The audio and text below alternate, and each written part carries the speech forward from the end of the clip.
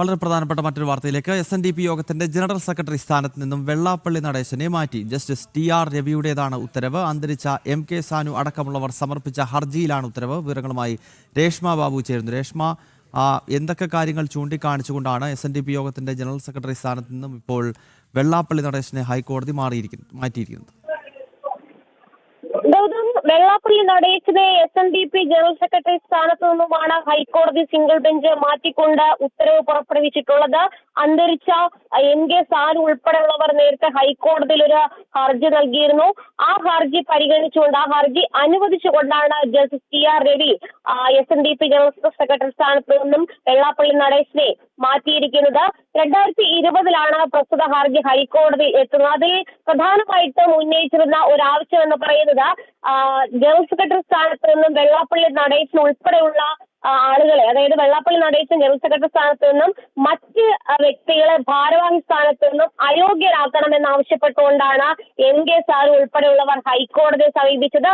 അതിന് പ്രധാനമായിട്ട് അവർ ഉന്നയിച്ച വാദം എന്ന് പറയുന്നത്, കമ്പനി നിയമപ്രകാരം രജിസ്റ്റർ ചെയ്തിട്ടുള്ള SNDP യോഗം 2006 ശേഷം കൃത്യമായിട്ടുള്ള കണക്കുകൾ സമർപ്പിച്ചിട്ടില്ല.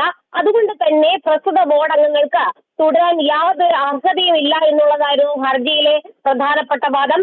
സുഗമമായിട്ടുള്ള ഭരണത്തിന് ഒരു അഡ്മിനിസ്ട്രേറ്ററെ നിയമിക്കണമെന്നുള്ള ആവശ്യവും ഹർജിയിൽ ഉന്നയിച്ചിരുന്നു. എന്തായാലും ഹർജിക്കാർ ഉന്നയിച്ചിട്ടുള്ള വാദഗതികളിൽ കഴമ്പുണ്ട്, പ്രഥമ ദൃഷ്ട്യാ കഴമ്പുണ്ടെന്ന് വ്യക്തമാക്കിക്കൊണ്ടാണ് ജനറൽ സെക്രട്ടറി സ്ഥാനത്ത് നിന്നും വെള്ളാപ്പള്ളി നടേശനെ ഹൈക്കോടതി മാറ്റിയിരിക്കുന്നത്. ഇതിന്റെ ഉത്തരവിന്റെ പകർപ്പ് ലഭിച്ചെങ്കിൽ മാത്രമേ ഇക്കാര്യത്തിൽ ഏതൊക്കെ കാരണങ്ങൾ കണക്കിലെടുത്തുകൊണ്ടാണ് ഈ ഒരു തീരുമാനത്തിലേക്ക് ഹൈക്കോടതി കടന്നെത്തിയെന്നുള്ള കാര്യത്തിൽ ഒരു വ്യക്തത വരികയുള്ളൂ.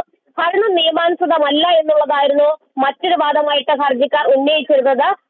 യോഗം പ്രസിഡന്റ് ആയിട്ടുള്ള MN സോമൻ ഉൾപ്പെടെയുള്ള ആളുകളെ ഭാരവാഹി സ്ഥാനത്ത് നിന്ന് തുടരുന്നതിൽ നിന്ന് വിലക്കണമെന്നുള്ള ഒരു ആവശ്യവും ഹർജിയിൽ ഉന്നയിച്ചിരുന്നു. എന്തായാലും നേരത്തെ സർക്കാരിന് ഇത് സംബന്ധിച്ച് തങ്ങൾ നിവേദനം നൽകിയതാണ്. പക്ഷേ ഈ സർക്കാരിന്റെ ഭാഗത്തു നിന്നും അനുകൂലമായിട്ടുള്ള നടപടികളോ മറ്റ് തുടർ പ്രവർത്തനങ്ങളോ ഒന്നും തന്നെ ഉണ്ടായില്ല. അതുകൊണ്ടാണ് ഹൈക്കോടതിയെ സമീപിച്ചുകൊണ്ട് അനുകൂല ഉത്തരവിനായിട്ട് നടപടികൾ സ്വീകരിച്ചതെന്നായിരുന്നു ഹർജിക്കാരുടെ വാദം. എന്തായാലും നിലവിൽ ഹർജി പരിഗണിച്ച് അത് അനുവദിച്ചുകൊണ്ടാണ് വെള്ളാപ്പള്ളി നടേശനെ ജനറൽ സെക്രട്ടറി സ്ഥാനത്ത് നിന്ന് മാറ്റിക്കൊണ്ടുള്ള ഉത്തരവിലേക്ക് ഹൈക്കോടതി കടന്നത്.